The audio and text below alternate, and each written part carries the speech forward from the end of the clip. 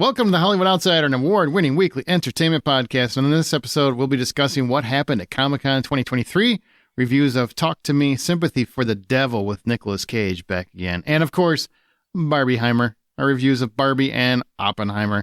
And why can't some guys just be happy for its success? Let's get on with the show.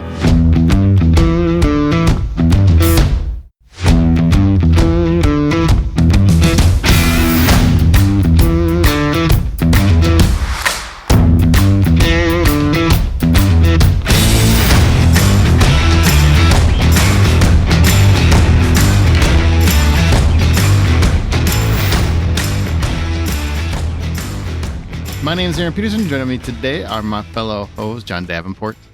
Hey, man. How you doing today? Wonderful. Amanda Sink.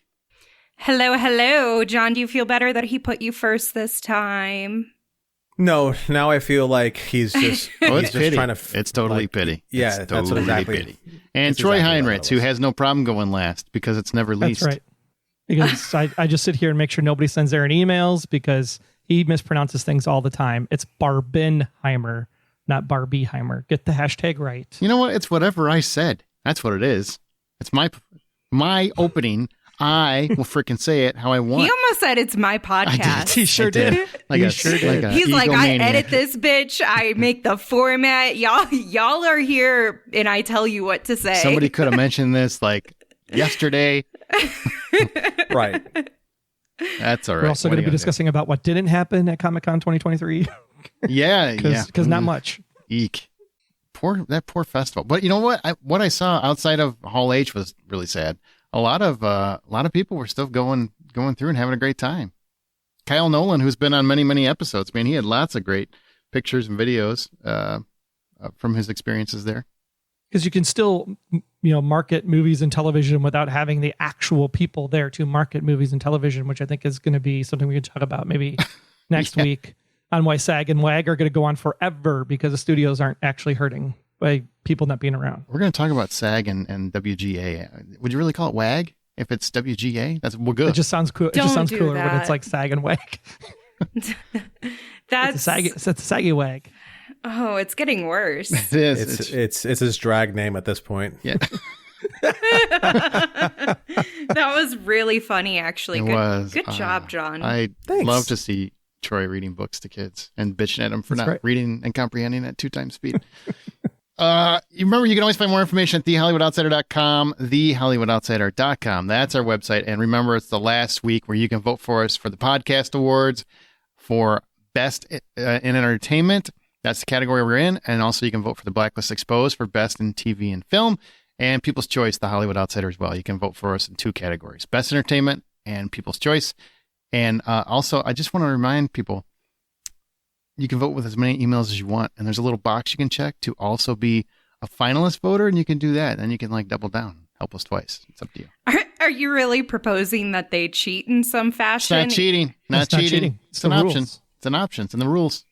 Yeah. All right. You can basically mark yourself to be like, I want to be a finalist judge. Mm-hmm. No. I'm talking about the multiple emails thing. That's not cheating either. Sign up with every email you have. Yes, every email you have. Every email you have. Why not? People do it to try to win things. This is like this is also a thing we're trying to win, is what he's saying. That's funny. There you go. Mm-hmm. Podcastawards.com. All right, let's talk about SAG and we'll go. The strike continues. Does it sound the same when you do it that way? No. Well, saggy WAG doesn't really sound like it's an important endeavor. And outside of John just looking at the positives of being able to catch up on content, for a lot of people, it really does affect their livelihood. We haven't really talked about it. So I want to be fair, open with this. So here's what it is. If you don't know what Screen Actors Guild, Writers Guild of America. The Screen Actors Guild are the actors, Writers Guild of America are the writers. They're both on strike because they want Hollywood to give up the cash. And here's what the problem is. For years, there have been residuals that actors and writers get based on the work that they perform. And with streaming, it's changed a lot. Services like Netflix, Hulu, and Max, they've kind of changed the nature of actors' pay and how residuals work. In addition to facing declining residuals and wages that haven't really kept up with inflation, like I think most companies would most employees would claim across the country, actors can no longer rely on those royalty payments that are contingent on the amount of a show's reruns, because there aren't really reruns anymore. They're all streaming. And they have complicated job opportunities. Since many shows now have shortened seasons over long periods of time, actors argue that they have less work available to them, even though there's an excessive amount of shows being produced. And then there's the concerns over the unregulated use of AI, which may reproduce an actor's likeness or performance. That's also been a point of contention at the bargaining table. And the Screen Actors Guild members are demanding guarantees on how exactly AI will be deployed by studio and production companies. But the studios aren't budging. They're not budging at all. Now, I want to preface, I reached out to many actors I've talked to over the years, and nobody wanted to go on the record to have an actual interview on this. I assume it's probably because they don't want to speak for the Guild, and the Guild didn't reply to my emails either. I can't. So we're just going to have to speak as informed as we can. Well, and they probably couldn't speak currently. They might not be able to. That would be considering crossing the line, potentially. Sure. It's possible. And I'm sure many actors just don't want to get in the middle of it because they're trying to get work. You know, they're worried about health benefits. They're worried about their pay scale. Now, I want to play devil's advocate. I think that's a fair way to look at it, because there are many people who are like, oh, Hollywood, Jesus, you guys, enough with the poor you guys are making millions, da, da, da, da. Most actors don't. There are tens of thousands of actors, 60-some thousand, 68, I think, thousand members of the Screen Actors Guild. They're not all making big money. And other people will say that when it comes to when you perform a job for a company, you get paid. No other real job except for entertainment do you get residuals, right? Most companies you don't get that.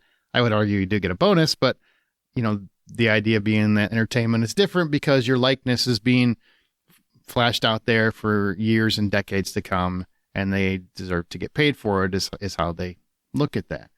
I think I can see either way, you know, why someone would look at that a different way. But what do you guys think about this whole Guild? I'll go to you first, Troy, just because I know you know television pretty well and how that works in terms of residuals on reruns. I know we all do, but I'm just your TV maverick. Writers and screen actors, I think, are two different points of contention. I'll take the screen actor side first, right? If you equate it to like what we do for work, right? We show up, we do our job, we go home. I get paid for when I show up and I do my job and I go home. I don't get paid because I put in some technology system that's going to run for the next 20 years. I don't get a kickback every year that system stays in place, right? Just like if I sell a cell phone contract or internet bandwidth, right, for a 3 or 5 year deal, I'm getting paid on the entire deal up front. I'm not getting a commission check every month for the next 5 years of that deal. So I'm not a big fan of the residual side of things. You get paid what you're worth because you're there to basically sell the initial push of the show. So you should be getting more money up front. So I agree that they should strike to get more money up front. I think that's a fair statement.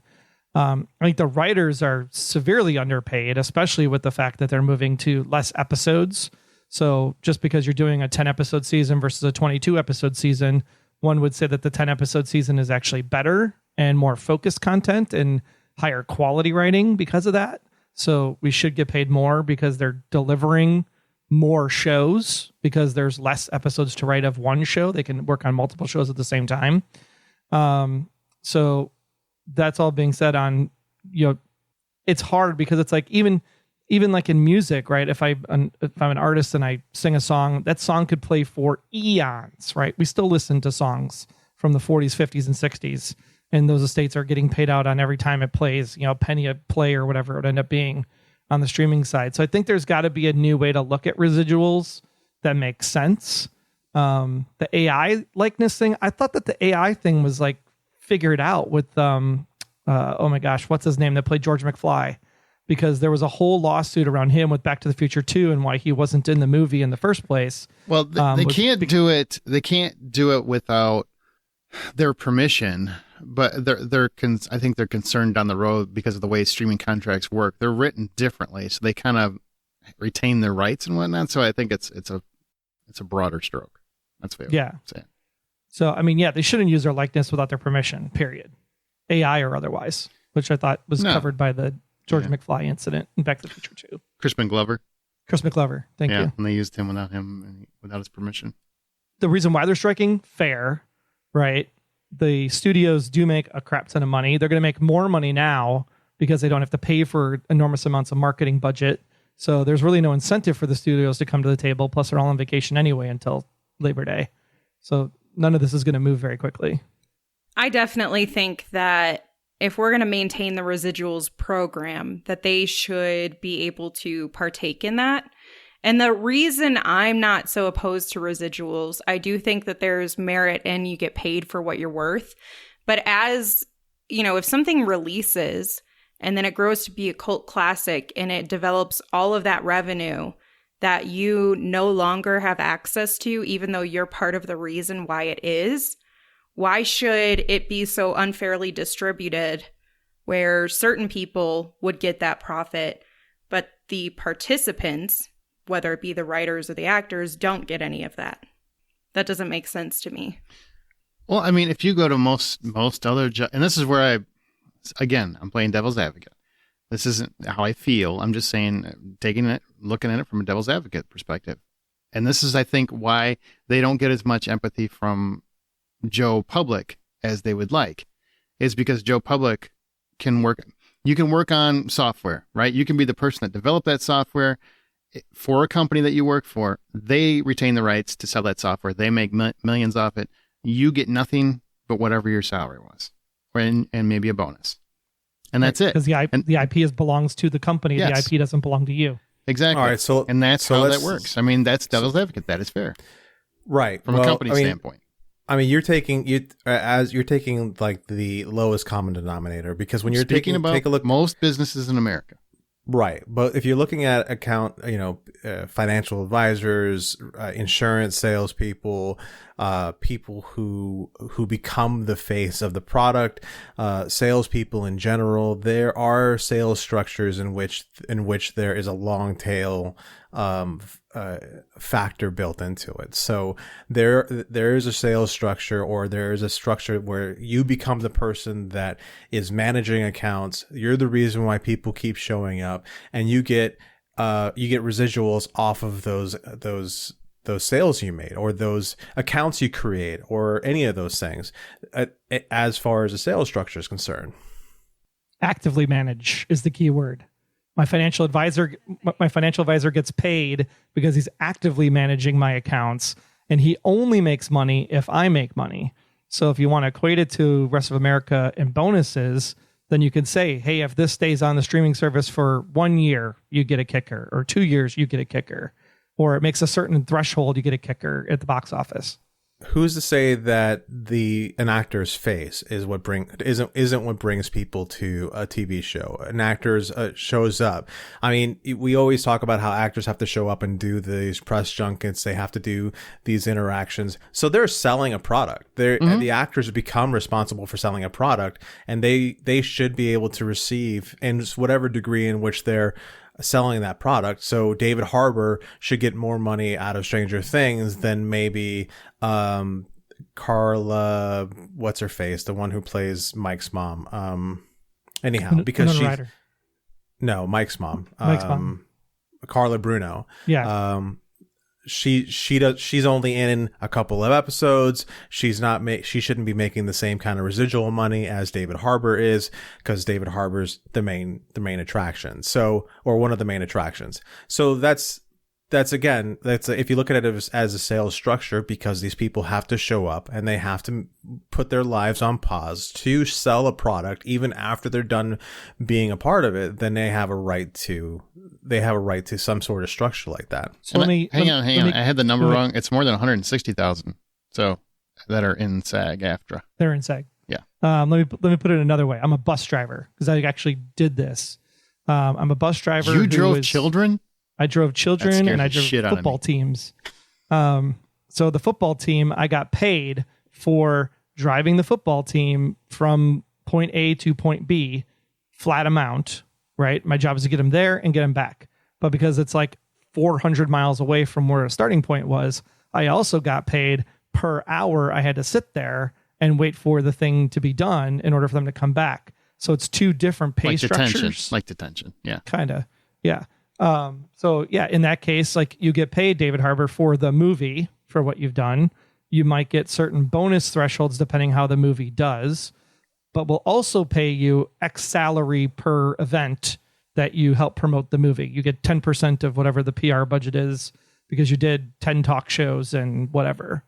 So you could still get paid for the work that you do, because promoting the movie for Joe and Jane America is going to be under that part of the job description that says, and other job duties as required. Yeah, I'm not arguing. Playing devil's advocate. Yeah, I don't give a shit about the devil or the advocate. I'm just saying that you guys are saying that, basic America. Yeah, you're right. I don't get paid any extra for showing up and doing my job. When I go home, I stop essentially getting paid. Even if my work is being used for years and years to come. Yep. You know what? As an artist, if I sit there and I put a piece of artwork on the internet so that it can be bought, all I have to do is make that piece of artwork once and people keep buying it. That's essentially the same thing as the residuals. Like here's what I will say. I don't think that's necessarily true.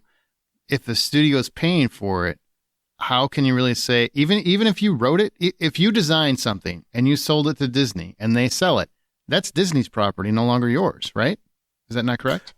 Unless depending on the terms of the sale. Yeah. It depends on the terms of how I sell it to Disney. It's if I sell it to Disney's. So, okay, here's if we're going to take it down the art road, there's an artist here that I know. His name is Don Mates. Don Mates is a very famous artist when it comes to Dungeons and Dragons, a lot of fantasy stuff. He is responsible for the design of Captain Morgan. Right? He's the one who designed Captain Morgan. Okay. He's the same picture that you see. It's the same pictures ever since the beginning of Captain Morgan himself. I would tell you what it looks like, but every time I've seen his face, I've been a little hammered. So right. So the point, but the contract that he signed, because at the time he was a young artist, he signed a contract where he got paid once for Captain Morgan. Mm-hmm. And that's it. And they're still using that likeness. So he hates Captain Morgan to his very soul at this point, because he knows that the rest of his contracts since then have written in rights buybacks. Because again, artist and doing art isn't something that you do all the time, depending on, and even if you are, you're lucky if you're getting paid big bucks. So these artists and writers and actors, they're not, especially the ones who are getting paid the big bucks, they're not really fighting for themselves. The SAG isn't fighting for the big end actors. No, they're fighting for all the guys that are just trying to make a living. Mm-hmm. Right. They're fighting for all the guys just trying to make a living. They're fighting for the guys who could be a big name actor if he was exposed to the right people on a studio lot. Oh, but because, there's this threat of using AI, let me get your likeness so we can use AI. And all of a sudden, these people don't have the kind of access to the industry they used to have. And then you run into a danger of these studios go back to the days where they are gatekeeping who gets to be famous and who doesn't. They're the studios. I mean, I hate to say it, that is part of our system. It is part of our system. We are a capitalist society, and I'm not, once again, it's devil's advocate. I'm not advocating, I'm not trying to say against the strike or anything. I'm on the side of the Actors Guild. I'm just saying you can't look at this. If you're trying to look at it fair, you have to look at both sides of it. And that is, our country is what it's founded on, is capitalism. And, according to sources on both sides, the biggest sticking point is the union's demand for 2% of the revenue that's generated by streaming shows. That's a big chunk they want. And I don't know if that's fair or not. But I'm just saying I don't know. Yeah, because there's no revenue being made there, right? Because they're getting rid of everything on the streaming. Well, channels, that's nonsense. They're making money, or they wouldn't be doing it. Yeah, they're making money hand over fist in most cases. You go back to like the 1950s, and Lucille Ball and Desi Arnaz, right? They were smart. They were the ones that came in to Columbia Broadcasting System and said, hey, we're going to film in LA. We're not going to film in New York, where most TV was done. And the way that they shot TV back then is that they actually took a camera and actually recorded the television monitor of the thing that was being produced. When they shot in LA, because of the movie studios being in LA, they actually shot the Lucy show, right, on 35 millimeter film. And Lucy and Desi, being smart, they said, we are going to own the film. So when Columbia Broadcasting System came to Lucy and said, hey, we want to rerun this over the summer because we don't have anything else to show, Lucy and Desi made money on that because they're the ones that own the rights to their work, and then therefore were able to sell it as a rerun and earn those residuals. But how is that applying to this current system where this is a fight between a union and the studios themselves? The studios have the streaming services. They own them. They own the content. They're developing that, and some independent work still happens, and that's not really a big factor in this fight. It's really the streaming services and the major studios. They're not going to own anything. They never will. The studios own it. That is the system now. And I'm not saying it's right. I'm not saying it's wrong. I'm just saying that's the system. So what's the solution? I mean, they're both going to have to budge for sure. And, it's kind of wild how this all works, but the Lucy scenario, I don't know how that's going to apply, how that applies in any way. Well, they could negotiate that in, because we want rights to our likeness and rights to our work. Therefore, in perpetuity, we want X dollars as part of that right. Because otherwise, you're just selling your rights away, just like you do when you work for corporate America. Well, there's a lot of things they could do. I just don't think that the studios are bending. I don't feel like they want to bend that far. And it really feels like they are trying to wait this out so that the poor working actor and working writers have nothing to stand on financially, and they're desperate. So let me ask a question for probably Aaron, who I would say knows the industry best. When a movie studio sells a product to a streaming service, do the actors make profit off of that sale?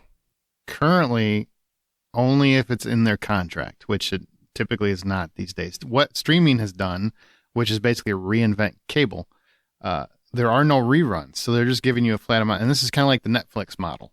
Netflix created this. Netflix said, you know what? People are going to be streaming it. We don't know if they're going to watch it 5 times or 1,000 times. So we'll give you a flat amount. Bigger actors probably get, an additional amount. But typically that's how it works. You get a flat amount. You don't get residuals because they don't report their numbers. And they don't want to report their numbers. And when a movie studio sells the film to another company so that way it can play in the theaters, at that point, actors do make profit, correct? Yes, because those contracts have been established for many, many years. So this is a new distribution model. And this is where I'm going with this. If the current model that allows actors to get paid and part of their income is generated based on that sale, that transaction, and we also know that many of these films that are on streaming services either never go to a theater or any other element other than this one streaming service that it's created, because if it's owned by the movie studio, they're selling it to themselves. And the actors are losing out on all of that profit margin that they used to for their income. To me, that's the issue. The issue is not that we're looking at changing the model. The issue is that this seems inequitable and unfair to the actors who are in productions that only go to streaming. I totally agree with you. I was just playing devil's advocate earlier. I think you're absolutely right. I don't think it's fair. But I think the point you made, though, was that you're making money on the sale to the movie theater. They're making money on the sale to the streaming service. And they're saving money by not having to make the sale. So they have the profit that exists there. That additional amount now sits in their pocket. So now this company is just getting more money while the actors do not have anything to come out of that. I would once again, here, the devil's advocate that John doesn't like, is that if nobody watches it, the actors still got paid something, where the studio would lose money. Because and no it's one not your fault. But no one shares in the loss. You know what I mean? No one shares in that loss. But the studio, that's the same for every profit company that's out there. I understand that, but you can't have it. You can't have it only the ways it work for you. The movie theater could work exactly the same as the streaming service. The movie theater could watch that movie every day for the entirety of its existence. They choose not to because the movie theater knows at some point there's a diminishing return where I'm not going to sell a seat in the theater to that show. Therefore, I pull the show from the movie theater, and therefore I don't make residuals for stuff that's in a movie theater. Streaming service is the same way. Sure, Stranger Things is probably a bad example. Cloverfield Paradox, whatever that third movie was, that wasn't that good. Paradox is on Netflix. It's sitting out there. It was made. People got paid, right? But I'm not coming to Netflix to watch Cloverfield Paradox. I'm coming because Netflix marketed the brand new Bridgerton thing, and I happened to pick up Cloverfield on the side because I remembered that Cloverfield was something I enjoyed in the mid 2000s. So it's not that Cloverfield's driving. If it's driving to the service, then you should get a residual. If it's not driving to the service and it's just there, you already got paid for what was there before. I think it's just a matter of what you traditionally, for you and Aaron, how you guys view the traditional relationship. Because it goes back to John's point. There are plenty of other occupations and jobs and positions that do focus on giving you residuals, even if you're not actively employed in that role. The ones primarily across America, though, I would say it is not the case. No, it's not the case. But hang on, I cut Amanda off. Right. No, it's okay. Go ahead, because I was starting to cut John off. John hasn't talked in like 30 minutes, so right. Okay. So, but it's not the case for a lot of America. But the point is that for those roles where it is the case, the selling point is the person. The selling point is that doesn't hold here, because it doesn't hold as part of this argument, because you're talking about 160,000 or whatever the number is, thousands and thousands and thousands of it. They're trying to get those actors to make more money too. It's not just about Chris Hemsworth and Scarlett Johansson. It's actually about the lesser actors that do not bring, no matter bazillions of dollars. They do not bring faces to screens. They just don't, and it's nothing against them. I'm just saying they're background actors. They're regular guest cast, whatever it is. I mean, they're not right. They're not established actors that are bringing people to the property. They're trying to fight for them to get more money based on something that they can't really identify yet.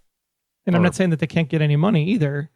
I'm saying that there's other ways to make money. Hang on, John. Finish your thought. Oh yeah, go ahead, John. Sorry, I thought you were done. I lost it. Well, that's why I gave it to him. He had 30 seconds. I tried, John. Yeah. I tried. You were focused on the people bringing in the streaming, and that's not the majority of what they're trying to strike for. Okay, so my biggest point is that ultimately the thing that gives people their jobs is their faces,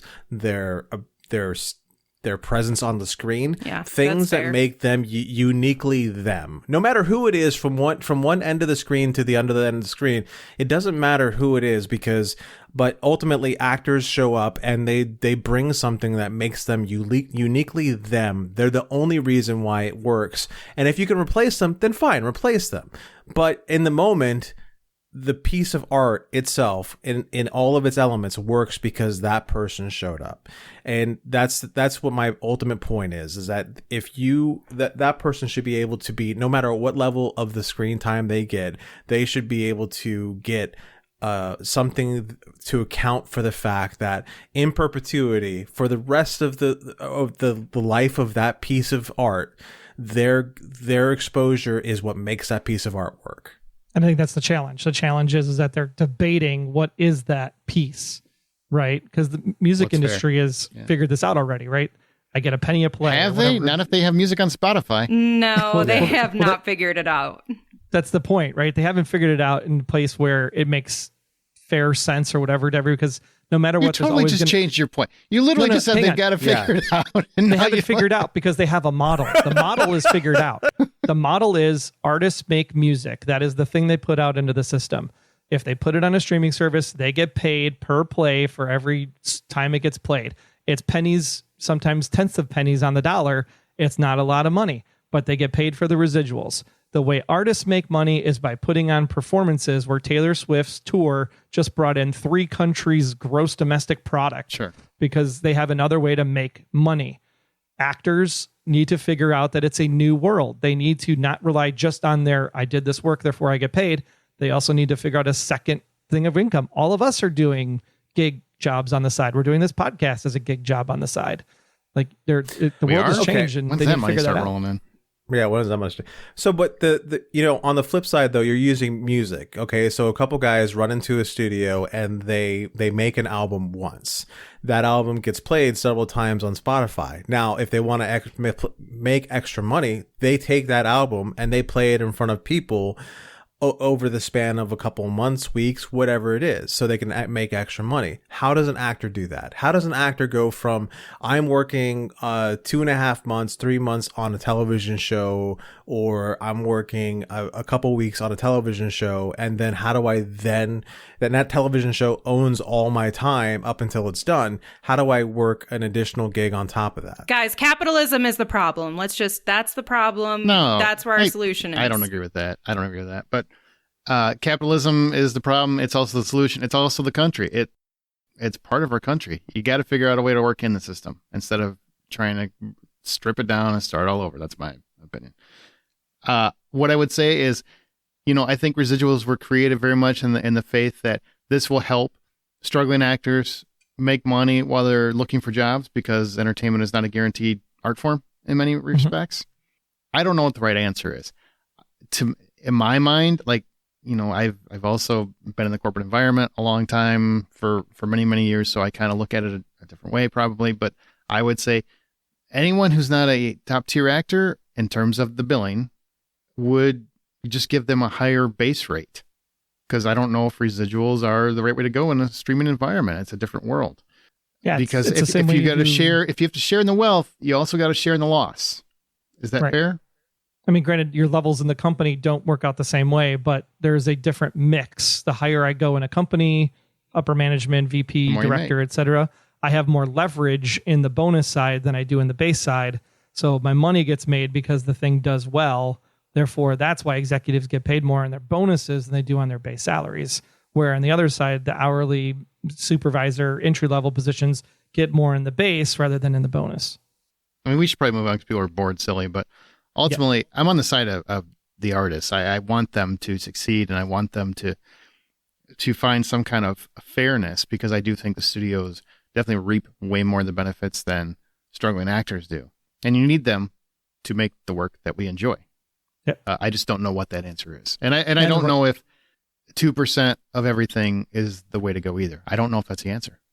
I don't know. Yeah, I don't know what the answer is. I'm obviously in support of the artists themselves. I don't know what the answer or how much money or whatever it is that's going to take. I don't really care, because it's not my problem. But I at the same time, I support them. But in the meantime, I'm going to get into watching all the shit that I left behind. And I'm backed up on. I know. I'm finally almost through Ted Lasso. So 2 episodes left. That's all I got. 2 episodes left. I'm starting to come around to the John idea. I did get through 2 TV series in the last couple of weeks. Stop it.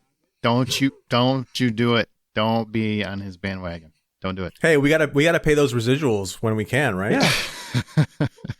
I also want to mention AMC Theaters did drop its price for better seats plan, and Netflix is dropping its cheapest no ads plan. So a couple lessons being learned, and they're different lessons. I don't know. But if you didn't know, AMC's plan was, if you got Prime seats, we're going to charge you more for them. They tried that in test markets, and people said giant middle finger to AMC on that one. So thankfully they learned that lesson. But Netflix, on the other hand, they want to kill their no ads plan, because everything they're doing is making more money for them, I guess, so they can pay out more to these unions. And AMC, I think, had the right idea. They were comparing it to going to a Broadway play, where to sit center orchestra versus upper left balcony, you're definitely paying more than the upper left balcony. The difference is that nobody wants to pay more. So I expect when I go to a Broadway show that it's going to cost me $300 to sit in the orchestra center stage, and then it's going to cost me $70 to go sit up in the balcony left side obstructed view seat, right? The difference with AMC is they went the other way and said, we're going to take your $300 seat and make it a $400 seat. That's bullshit. Here's what I'll say. Until you get your shit together and you start making people sit in their goddamn assigned seating, because they keep seeing that problem pop up left and right, don't talk to me about wanting to charge more for preferred seating. I'm not going to sit there and fight with some idiot because they don't know how assigned seating works. And that seems to keep happening. Amanda, also, how about you give me the family plan you promised me 3 years ago on the A-list? They're never doing that. Amanda, you were going to say something. Well, I mean, first of all, I'm not a fan of the idea, but I think if we're using Troy's analogy and weird comparisons again, in that circumstance also... it was in an article. It's not a weird comparison. It's how the whole thing came about. There's the difference between a Broadway show and a movie theater showing is that at a Broadway show, you're getting a performance, you're getting something that potentially nobody else is going to get Even if someone falls, that's an experience nobody else is going to get. You're paying for that live experience. You're also paying for something that's much more limited. They're not doing Broadway shows every 2 hours, every week for approximately, I don't know, 12 weeks or so if it's a really good movie. Probably not that long anymore. But the point is, like, you have less opportunity. And so when you have less opportunity, that increases the cost of it. And it makes it more of like a high quality thing. For movies, and the other part of it is for movies, they're already overpriced. Like, they are already costing us an incredible amount of money for like one single movie ticket. Like, for those of us with A-list, we are eternally grateful because one movie ticket in IMAX at night is the same cost of the entire membership for a month.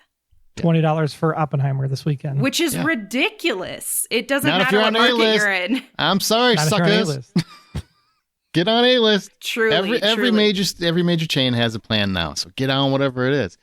But it's still not far off, because if I sit on the far end, if I sit in seat 1 or seat 30, right at the ends of the aisles, I'm going to have a diminished viewing experience, because every mother effer that's got to get up during the movie and get new popcorn like Aaron, or go to the bathroom in the middle of the movie like my wife, or like Aaron, they're going to walk past me and ruin my movie experience. Versus if I sat in the middle, no one's getting up and bothering me. Somebody walk past you, and that's going to ruin your movie experience. Yes. That's why I don't go to John's theater, where fucking waiters are like coming through all the time, bringing food and stuff, because it's annoying. It's distracting. Yeah, it's a whole way they do it. So they definitely don't do it directly through the movie, except for minorly. But I haven't been to that theater in a little while, so I got a funny story about people walking into the theater, though. Okay, go. So I went to go see with my buddy Eli, my friend Albert, and Eli's son. We went to go see Spider-Man Into the Spider-Verse, and during the movie, now it's the three older gentlemen, and the son is at the end of us, right? And during the movie, Jack had to get up and go to the bathroom, and then Jack had to get up and go to the concession stand, and then Jack had to get up and do something else. And the kid got up like 4 times through the movie, and each time he got up, he chose to walk over us as opposed to going the other direction, which he had a clear shot to the other side, and he could easily go down the stairs. But every single time he got up and left, he was like coming back up, crossing over with us, and then falling over us at some point. And we were just like, what are you doing? And poor Eli is just shaking his head at his son the entire time. I love it. I think we're all not laughing because we would be having a really bad time if that happened. Yeah. No, I don't get focused. I have a very easy time focusing in on what's going on. I don't get easily distracted. I get easily distracted. I think the more you focus on something, the more, it's going to be an issue for you. And don't get me wrong, there are definitely times. The last 2 times I've been, somebody was in reserved seating that they weren't supposed to be in. Last 2 times. And the first time I had to explain to a lady how reserved seating worked, and she's like, "Oh, I didn't understand that." I'm like, "I know for a fact you actually have to pick a seat to get a ticket, so you do know how it works. You're just kind of being an asshole." But, I didn't say any of that, of course, because I'm a delightful person. And then when I went and saw Barbie, there was like a whole row of people that took these seats and were arguing. And this lady's like, "I got the tickets." And then eventually someone came in and said, "Oh, no, you're in the wrong seats," and made them move. But I just don't understand why assigned seating got so complicated for people. Why do you an need AMC problem? I think that's a people problem. Maybe. It is. Why do you need manager intervention for every little thing? Like, can you not just be an adult? Assholes. No, God. They can't. It's me. I think COVID made everybody more me than they were before, and they were already so me. Yep. And when I say me, I mean John. Let's go to our From the Outside In topic. Yep.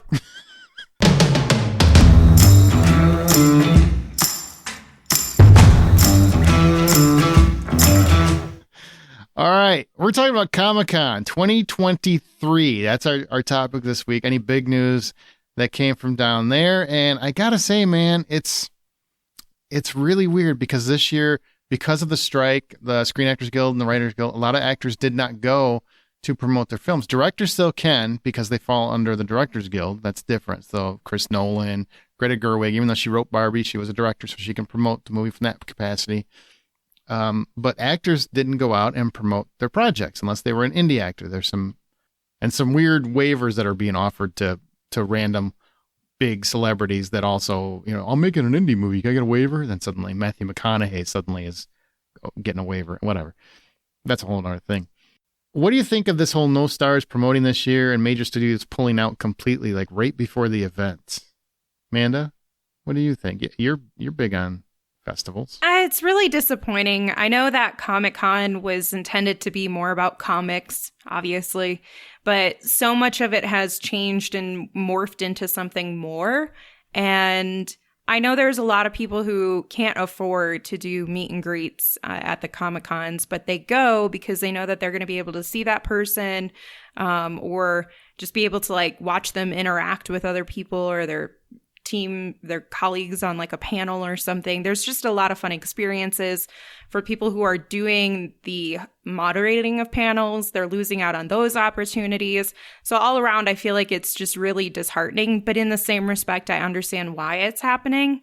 You probably don't want to continue marketing and helping these companies profit because then it feels like they're winning when you're trying to help them understand that, we're striking. Like essentially there are workers on strike.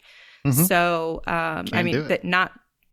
they actually are. So when you think about that, you wouldn't expect someone who's on strike with like their local Teamsters to be like, all right, guys, I'm going to just volunteer to help you out with this construction work here. And, we'll take care of this today. No, they're on a strike and you have to make the point.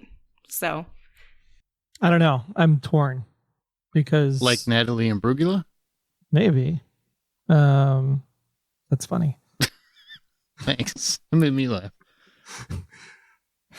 I'm still laughing over here. I don't You care. broke Troy. I guess like part of me is like it was fun because Aaron and I obviously moderated some panels for a Comic-Con like event. So it's nice to see the actors and people and the fans get excited and all of that stuff.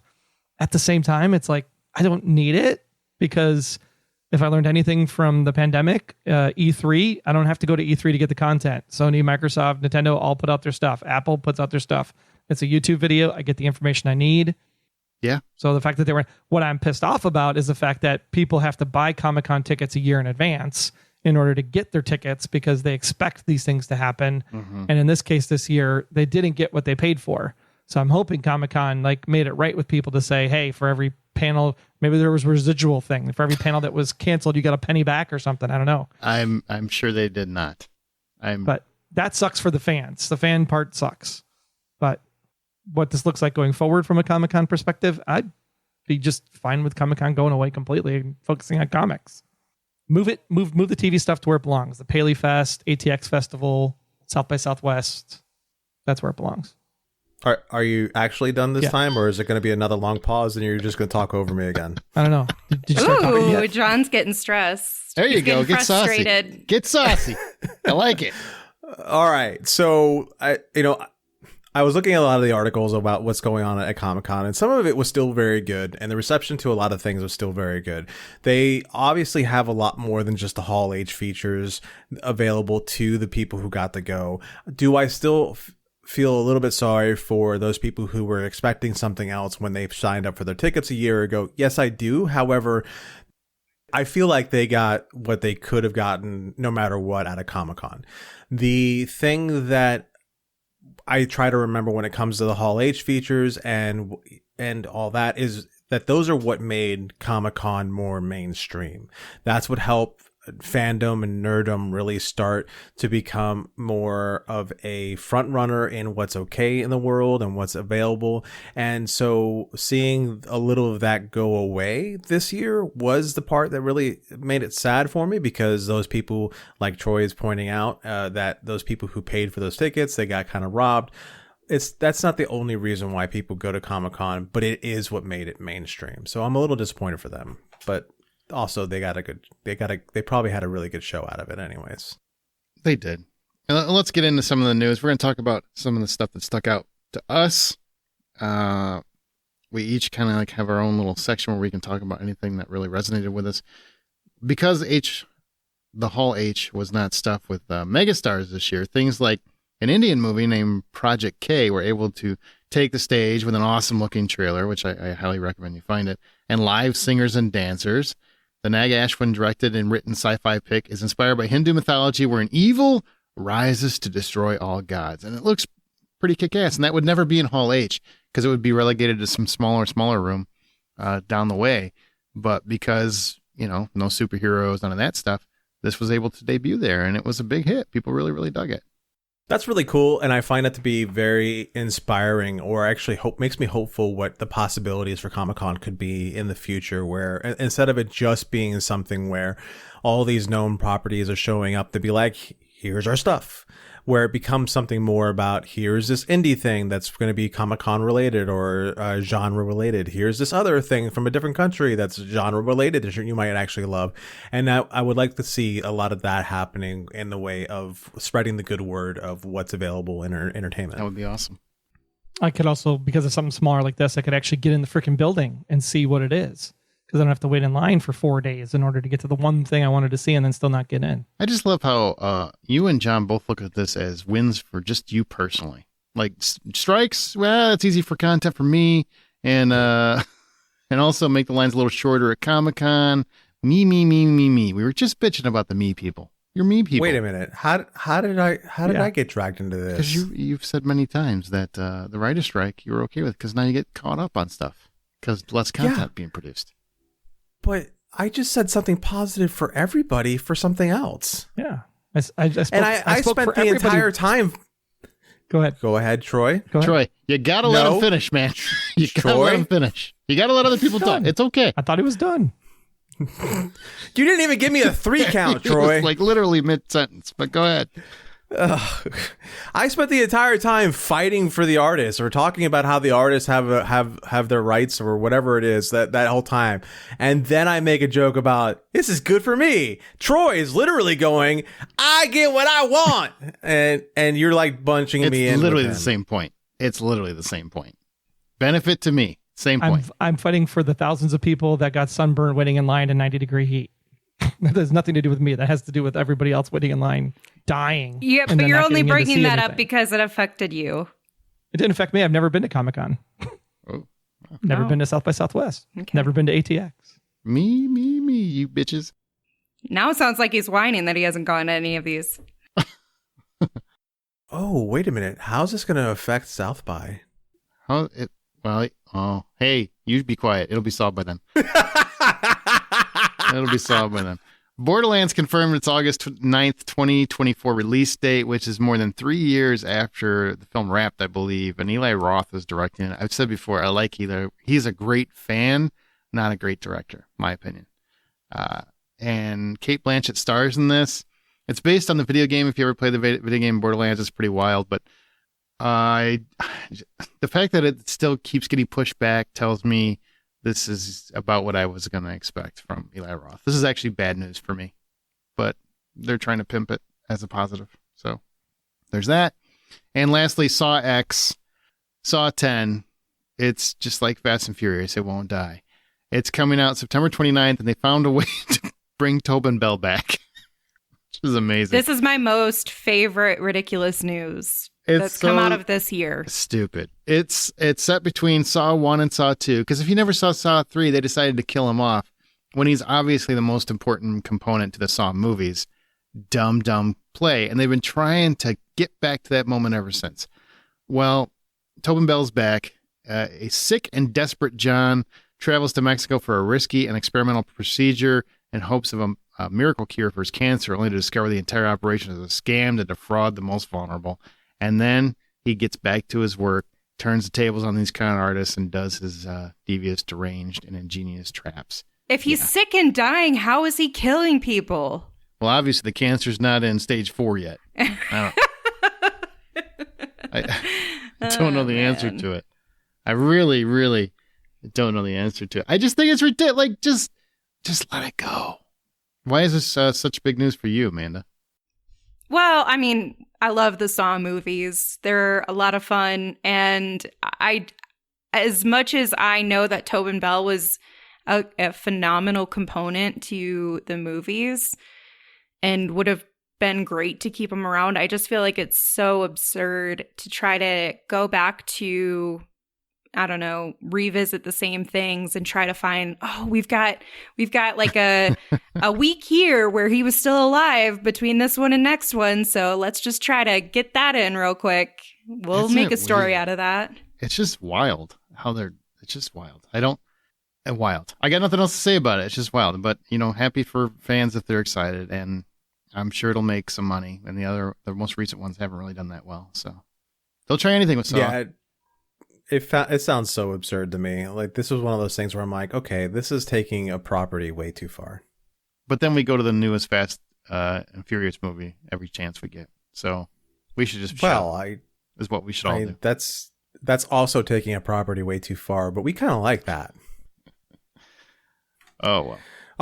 All right, so I went ahead and jumped in there because my panels or my three choices of what I decided was important enough to talk about from Comic-Con came up. So, hang Masters on. of the Universe. You did not write anything in the format, and I think we had explicit instructions that if you didn't have anything in here, tough shit. You were going to get skipped. Isn't that? Yep. Isn't it? Oh, Didn't we- is that? Yeah. Can I just sit on my hands then? No, go ahead. That's fine. I'm just letting everybody know the other two did their job. I'm just saying. I copied and pasted into my format, and everyone had already made their choices, so I made sure that I didn't step on anyone's toes. What are your three things? Which is impressive considering Troy had 1,300 on his list. Yeah, Troy really made it difficult because he's like, I'm going to talk about everything. Troy trims it down a little bit, but go ahead. Dear God. He's like, I have something to talk about. Orphan Black Echoes. It got canceled. Boy. Already? The panel. Like, what are you going to talk about, Troy? I had it on my list too till I realized there was no goddamn thing to talk about. Because it got canceled. Okay, but what's the Troy discussion? actually has like individual episodes. What the fuck do we need individual episodes of shows on here for? No. Break it down, man. High level. I was in the theater for 8 hours yesterday, and I had to get this done while it was in between movies. So Troy that's what I had. literally his own Chat GPT. Right. Yep. Go ahead, John. All right. What do you got? Well, speaking of ChatGPT, Masters of the Universe Revolution. So Kevin Smith did an announcement for this. It's the follow-up to the animated series Masters of the Universe Revelations. This has taken on a more mature route on the journey of He-Man, Eternia, and his allies. Kevin Smith recently revealed that there are some new tidbits about Netflix's follow-up to this. While the original voice actors are coming back for this, we are going to be getting Keith David is going to be joining the cast. We know Keith David from a lot of his other things, primarily The Thing. But along with what he's going to be doing is he's going to be lending his voice to the voice talents to one of the most notable villains in Eternia's history, which is the antagonist Hordak. Which, if you don't remember who Hordak was primarily She-Ra's main villain. But the movie's dead, right? Like the live action movie. The movie died. Yeah, that's dead. They spent Netflix. This is why Netflix like doesn't want to pay actors right now. Right, or something? They spent $30 million and said no. But this is like season 2 or 3 of Masters of the Universe. This is season 2 of the animated series. Wasn't that universally hated? Yeah, it was. Reviled? I don't know about universally hated. It was. There was a loud voice of people hating it because it really didn't follow He-Man very closely. It followed Teela more. It was more like her story. Okay. All right. I'm just clarifying. What's your number 2 there? Unless somebody had some Masters of the Universe they wanted to discuss. I didn't like that series. I watched one episode. I didn't like it. So I got nothing to say. I enjoyed the series. I thought it was a great story, and I even liked the fact that it didn't really circle around He-Man until the very end. My number 2 is Metalocalypse, The Army of the Doomster, which we have the Metalocalypse crew coming back from a movie. And this movie is going to release on Blu-ray and digital August 22nd. The voice actors were available for this whole thing. And it's just going to be fun. If you're a fan of the Adult Swim series, it's going to carry more of that same feeling that the Adult Swim series had. What's it called? Metalocalypse? Apocalypse? Metalocalypse, Army of the Doomster. So Metalocalypse is this, it's a story about a metal band, and they get into all sorts of weird is this like hijinks. Deathlock or something like that? It is Okay. Deathlock. All right, I know what you're talking about. Yeah. Do you want to know what my favorite thing about this interaction that just happened? And it's also probably the funniest thing. That John can't make out the word "the," but he can make out Metalocalypse or whatever the fuck the word is that Aaron couldn't get, I couldn't get, and yet somehow he just so seamlessly was like, "Meh, meh, meh, meh, meh." I didn't get it at all because it wasn't written on the format, so I don't know what. It's funny. Hey, my Shade stutter re- comes in the weirdest ways. Sheer, It's just funny. I love it. sheer. It's like the more you challenge my tongue, the more it Pettiness. works. I don't get it. That's anyhow, what she moving right said. along. About chicken. All right, so we also had Robert Kurtman showed up to do a panel for Invincible, which season 2 is finally getting a release. Release date of November 3rd, and as well as some of the things that they announced.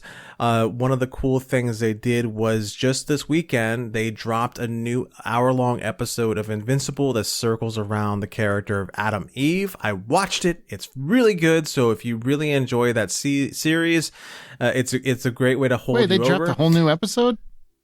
Yep. I One didn't know that. That's the first animated show I've watched the entire season of in forever. So Yeah. Yeah. Well, they dropped one episode that's an hour long, and it's completely it's all about Adam Eve's story. So it was a really good episode. Their first 4 episodes of the 8-season. 8-episode season. That's what I meant. Uh-huh. Thank you. Yep. Will drop November 3rd, and then the second 4 episodes will drop sometime early 2024. So I did better with this, not seeing it on a format than you did reading it off your notes. You're welcome. Yeah. You're welcome. But I still can't say really Metalocalypse or whatever the fuck that is. So, Metalocalypse? yeah, can't do it. Yeah. I can barely say the. Omni-Man's going to be in Mortal Kombat, the next iteration Yep. of Mortal Kombat. That's pretty cool. Omni-Man and what's his face from The Boys? Homelander, right? Homelander. Yeah. Mm-hmm. Anthony. It's Anthony. It's not Anthony. It's Anthony Starr. It's Anthony? Anthony Starr. Anthony Starr? Anything else, Johnny? No, that's it. I wasn't going to take everyone's time like apparently Troy's going to do with something that doesn't even Okay. have a I panel. want to see. 5, 4, 3, 2, 1. Go. All right. Well, my panel starts with Good Omens Season 2. Attendees got a first look at the first episode of Season 2, which drops at the end of July. I'm excited. Afterwards, they were also treated to a 6-minute behind-the-scenes video to get fans pumped. And they would also made an announcement that August 4th, there'll be additional content that'll drop as bloopers and behind-the-scenes. Season 2 returns Michael Sheen as Azrael, David Tennant as Crowley. And this time they are helping Archangel Gabriel figure out who the hell he is, or it is, or whatever they are, because it starts at the beginning of time, before the beginning of time, and all the way to present day. So it's a 1,000-year journey. Check out Good Omens on Amazon Prime at the end of July. I'm excited for that, man. That was such a great Super show. excited.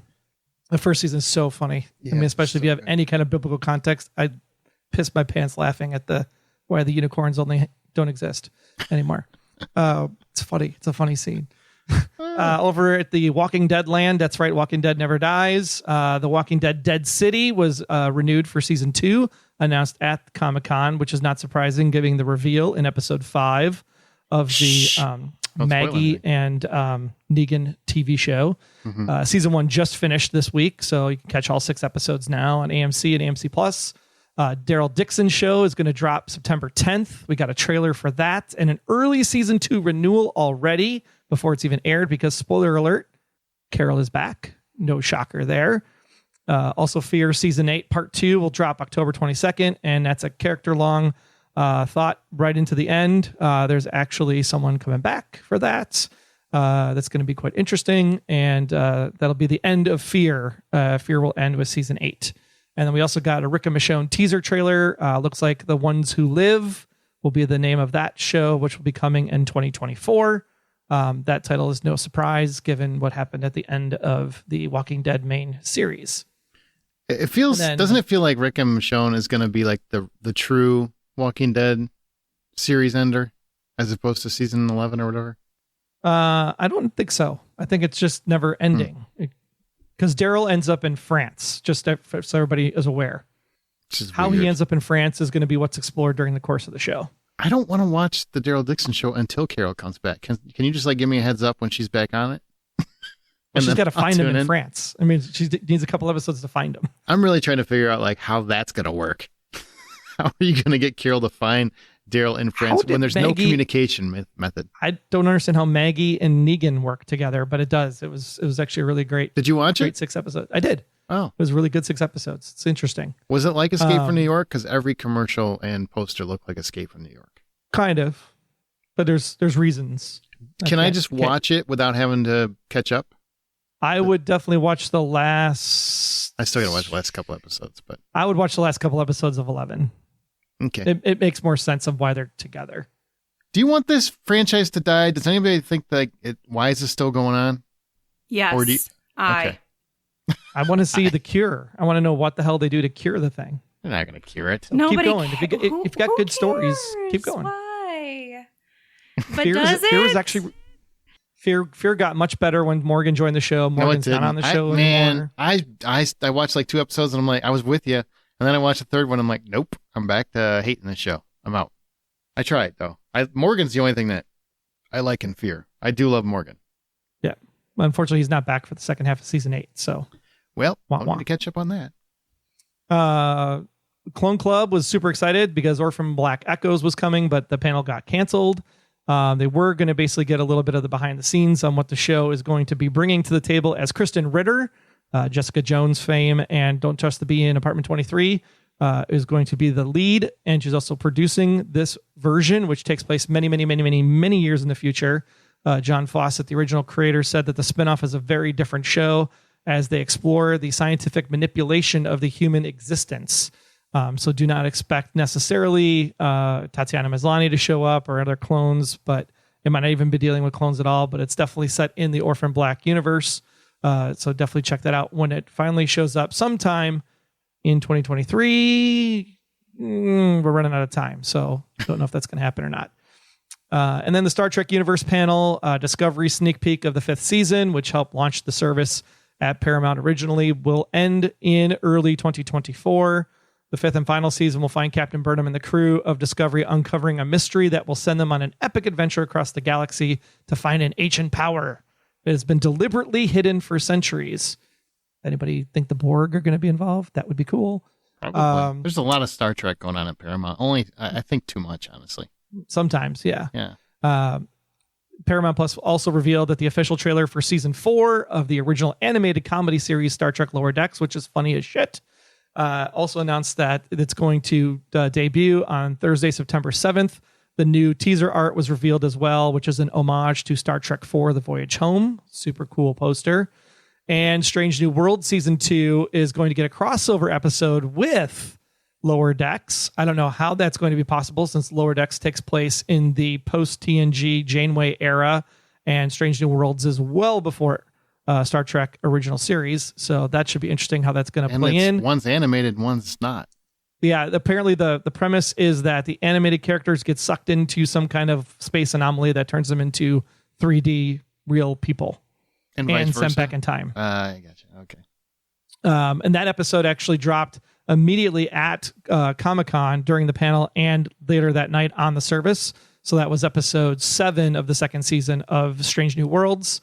So that aired on Saturday, and then they're going to go back to the regular Thursday schedule for the rest of the run, including the special August 3rd episode, which is the 9th episode of season 2. Well, we will deal with Subspace Rhapsody. That is correct. Strange New Worlds, Star Trek season 2 is getting the musical episode. Can we talk about this for a second before you jet on to your next 14 things? Yeah. Why? I can't find a single Star Trek fan out there that wants that. Now that it's been announced, every single comment's been negative. Now maybe it'll be fantastic. It'll blow us away. We'll be like, holy shit, why did they never do a musical Star Trek before? This sounds like something that is jumping the shark of Star Trek in general. At the same time, though, to play devil's advocate, because I know John loves that so much, that they're on a 5-year mission to explore strange new worlds, and we don't know what's out there in the Alpha musical Quadrant world? at this point in time.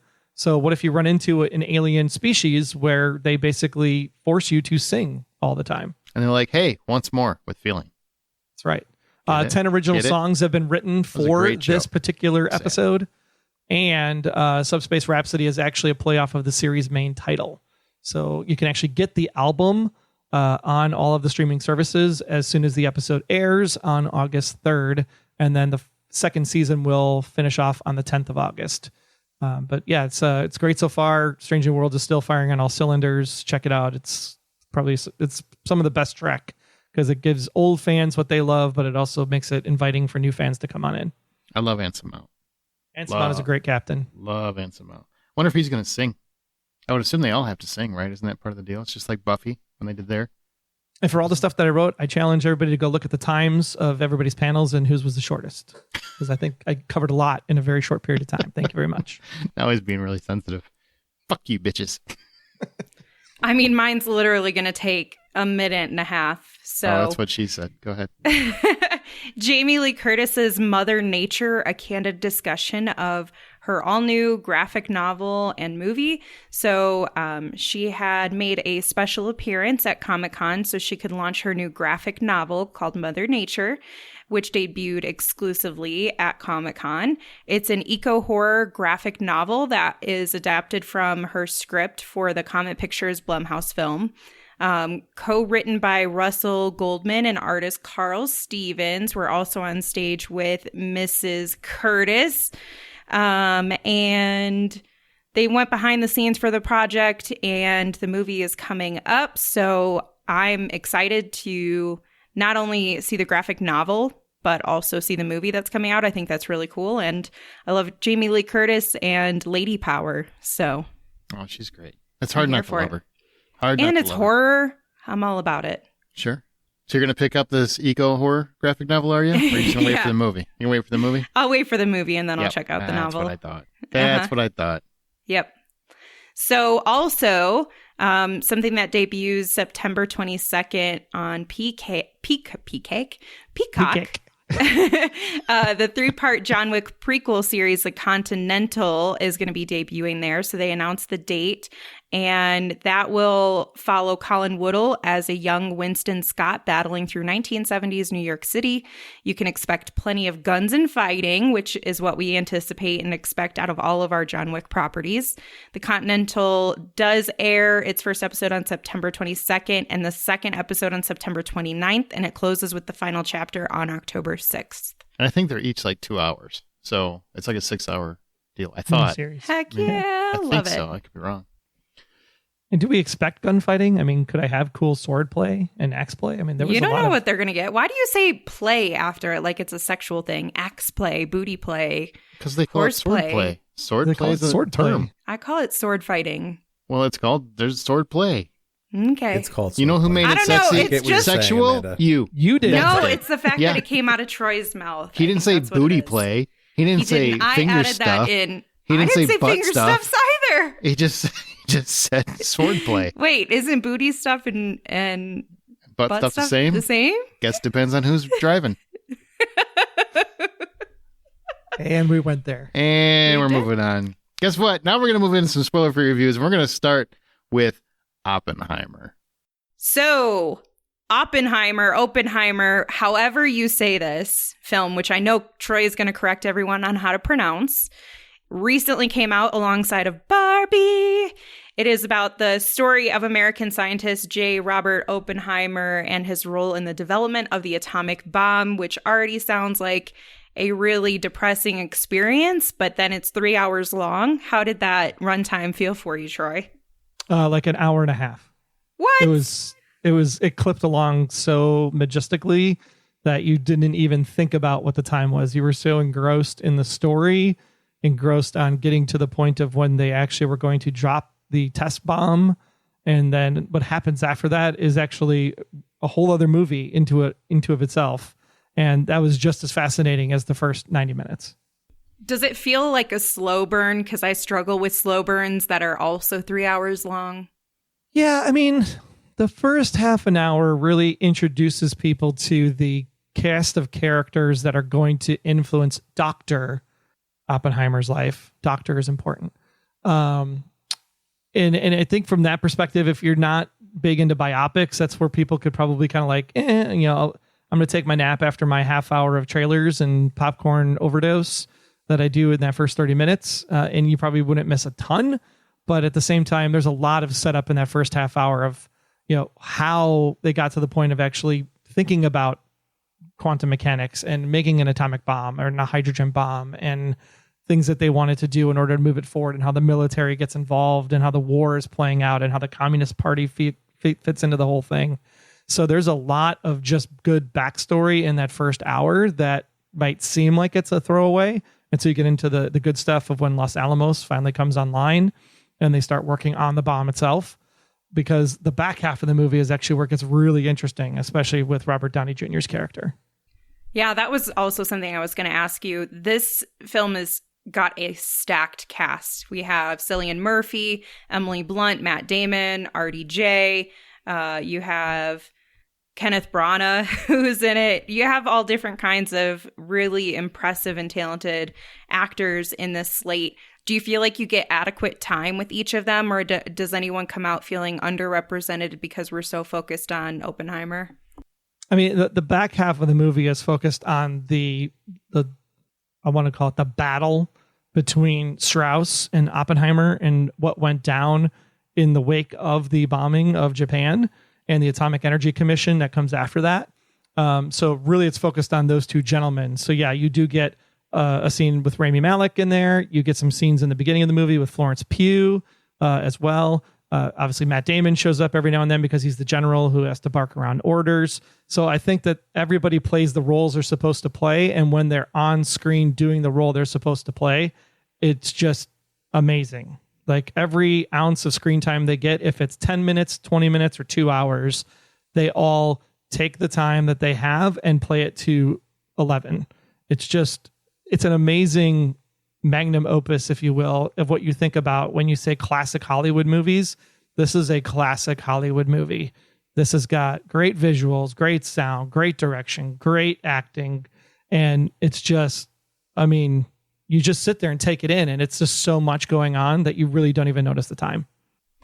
So my last question for you is about Mr. Chris Nolan. I love this guy. He has such a way of putting visuals on display for us, especially chaos and catastrophe. He's just done so great with that, and also getting your mind engaged in different ways. But he also tends to have an audio issue with dialogue and sound. Do you feel like you see that very stereotypical Christopher Nolan directing here, or is there improvement, or... I think that he embraces it in this movie, I think is the best way to say it. A lot of people are actually equating this to somewhat of a horror film in a way, because what you're actually experiencing through the course of the movie is the mind of Dr. Oppenheimer. You're actually visually being presented with how his mind is thinking about fission reactors, fusion reactors, the consequences of such things.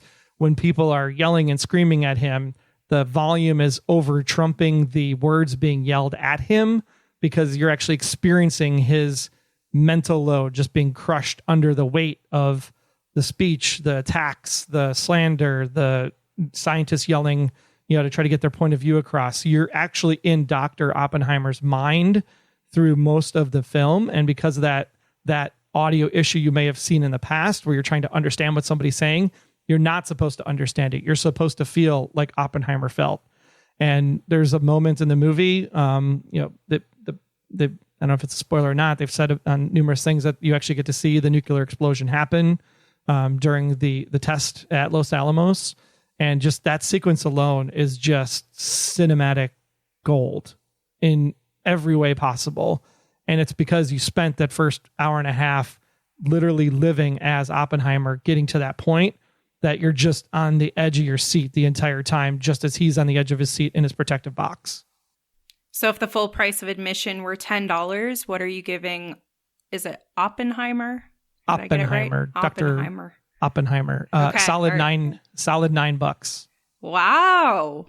And you saw this one in IMAX, so you got to see it in the glory that it was filmed in. So this is a really great point to bring up to people.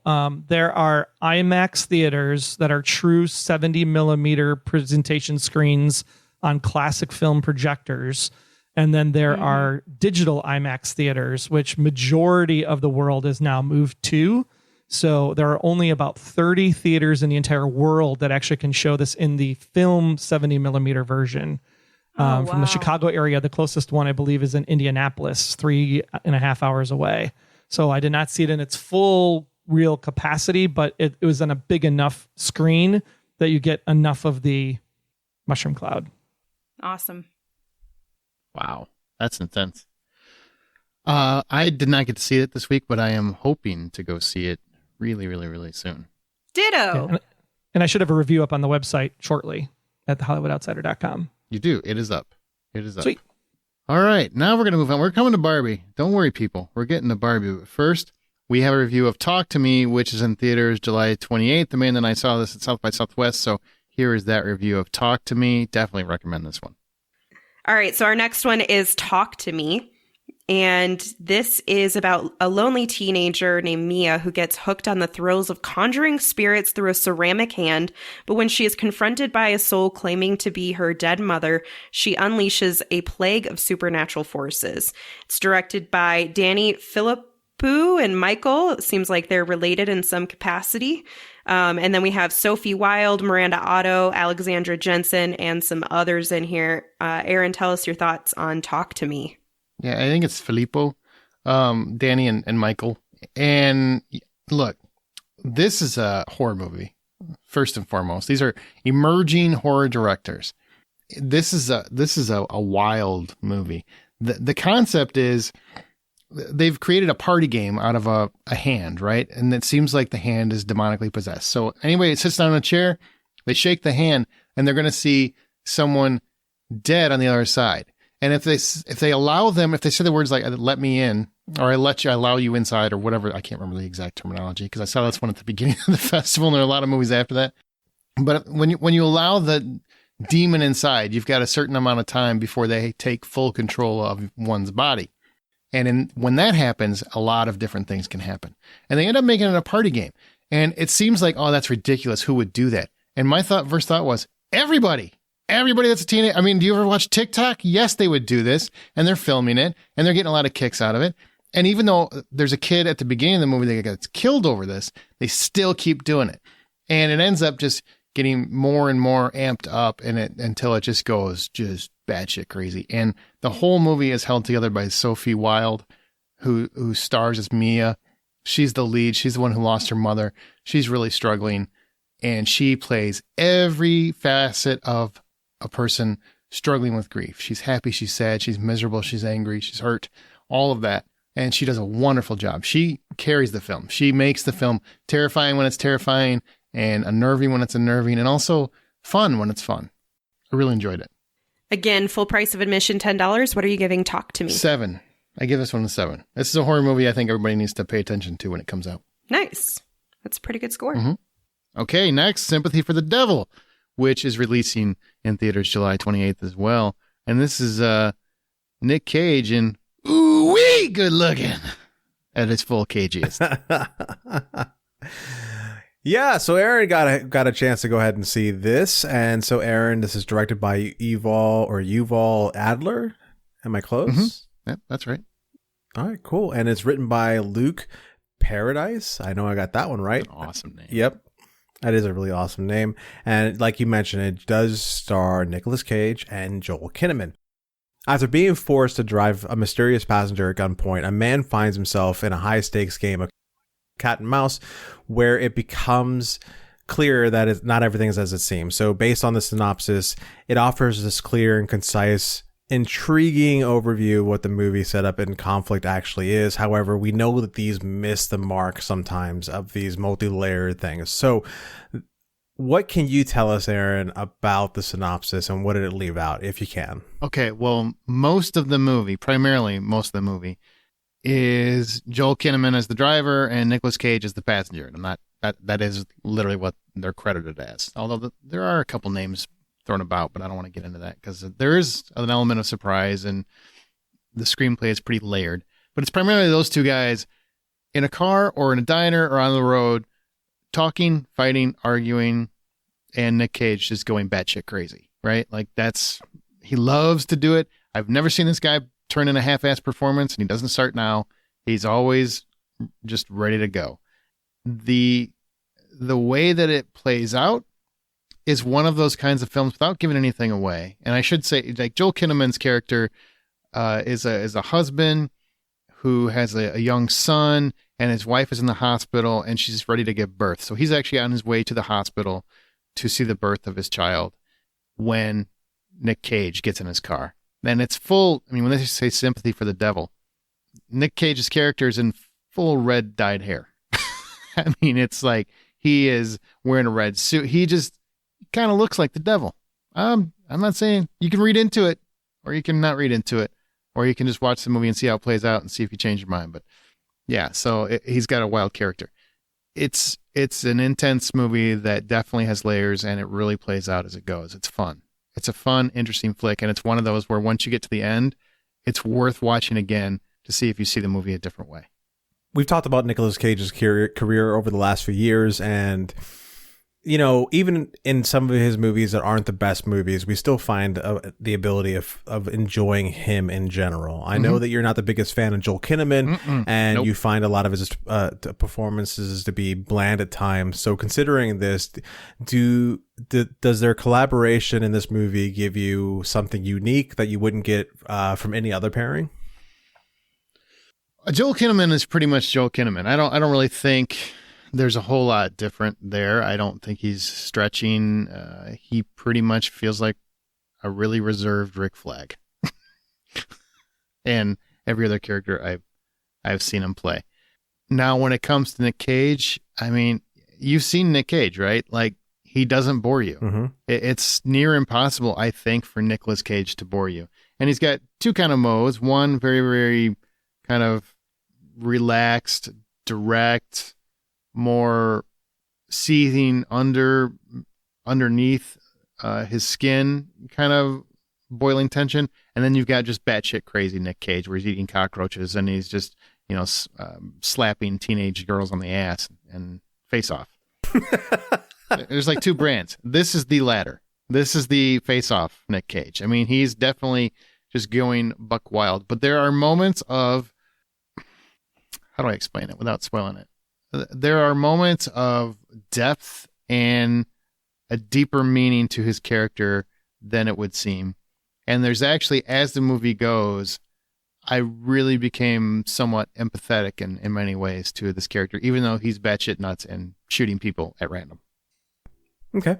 All right. So we mentioned the director.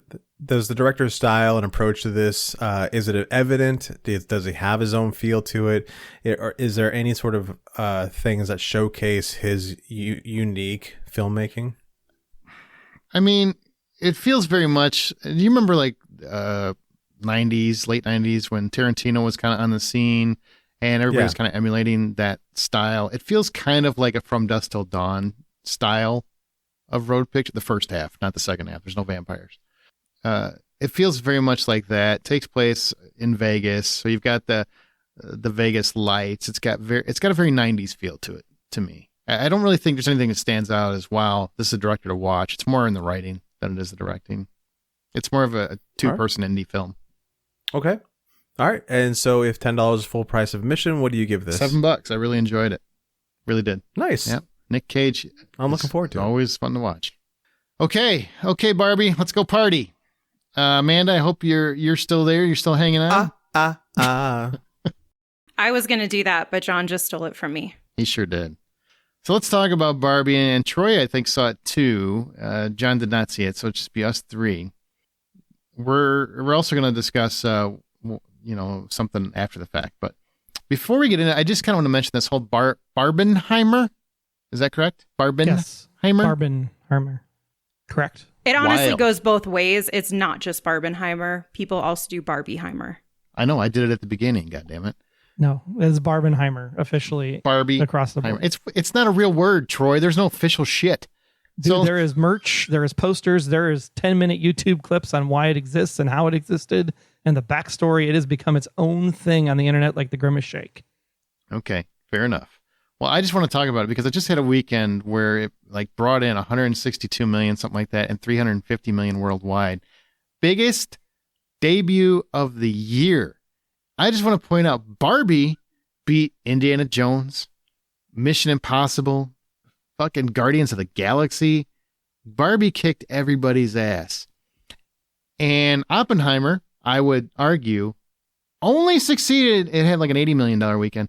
Only succeeded to that level because of the whole Barbieheimer and Barbenheimer thing. I don't think there's a chance that movie would have opened at that level because nobody was talking about it until that started. Agreed. Nobody. For sure. So, I mean, honestly, I think Chris Nolan should be buying some Barbie dolls and just, kissing them or something, getting weird with them. What do you make of this? I mean, social media just created a juggernaut. This is primarily social media, I would say. Great marketing, don't get me wrong, but social media kind of took this and ran with it and made it a thing to see both movies the same weekend. Which just goes back to the studios going, oh, maybe we don't need people to promote stuff because we just have the fans promote it for us. I mean, there's some truth there. There's some social marketing there. Was anybody surprised? And by the way, this goes back. Box office tracking has been bullshit all year. Stop putting so much faith in it. I'm tired of hearing people say, well, there's forecast. It's going to make that. That hasn't been right yet. Well, yeah, it's been right several times. Only if you look at like when they check on Wednesday, the Wednesday before it opens. But all the box office tracking like weeks and weeks ahead of time has not been right yet. Barbie was like a $60 million opening. Then it was 70. Then it was 80. Then, hey, it might break 100 million. And then it does 160 million. Nobody had any freaking clue that was going to do that well. Nobody had any clue that Oppenheimer was going to do as well as it did. This is a complete surprise. Why? Well, so this is actually something that I put on my Twitter, but it's what's ironic and funny to me about all of this is everyone is so surprised. I'm not surprised in the least bit because I am fully cognizant and aware that women really push through, like, I think it's like up to 70, 80% of purchasing decisions. And that's why marketers try to advertise towards women because they know that women are going to be invested. And you give women products that they want to enjoy, like movies that they want to enjoy.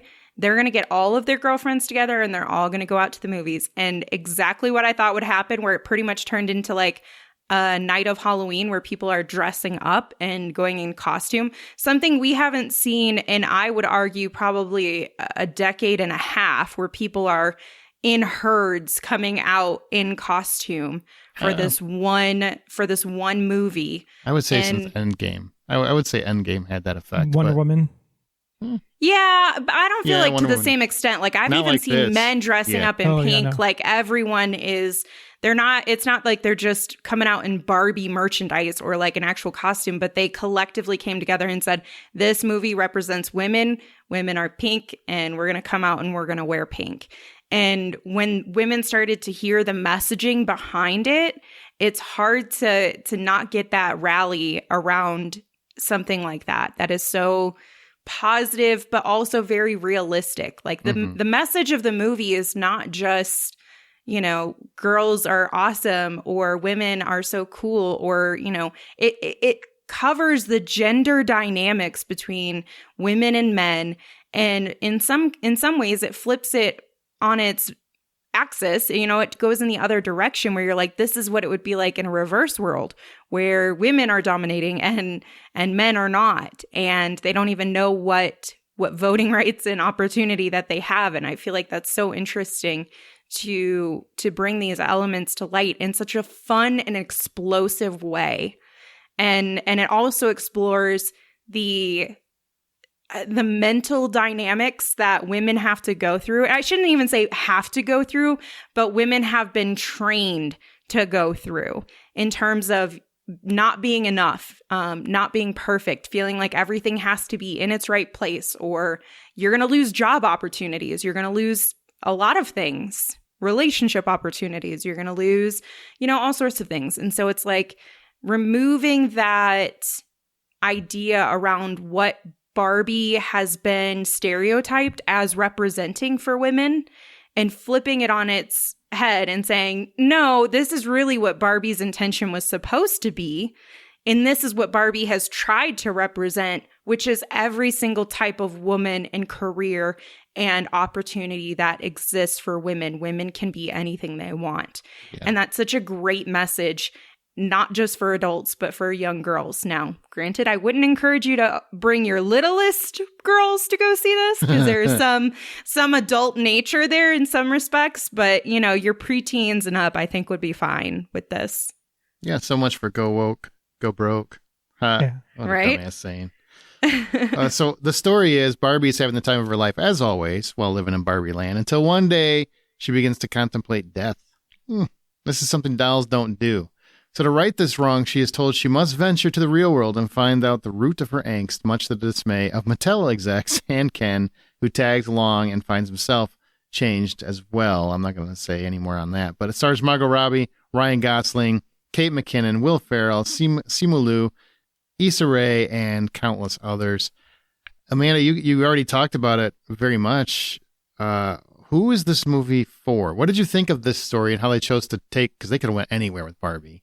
And they've tried to bring Barbie to the screen in multiple iterations, most famously with Amy Schumer at the helm. I'm glad that didn't happen because I don't think she's funny anymore. But who is this movie for exactly? What did you think of the story? And please feel free to womansplain it. We deserve it. This, you know, what's funny about this is I think a lot of people are anticipating that Barbie is made just for women and that it's this very feminist movie and it's so woke and all of this. Right. But there's something for everyone. There's something for people who are kind of like they don't fit in anywhere. Like there's a character who is like, I don't fit in Barbie land, but he probably also doesn't fit in the real world. And so he's kind of caught in between these two places. And I'm not going to, I'll put my own opinion. I think that that's a good way to represent people who struggle with their gender identity. And you have this dynamic for women where it's like, you can do anything you want. You are beautiful. You are amazing. There's so much empowerment in this film.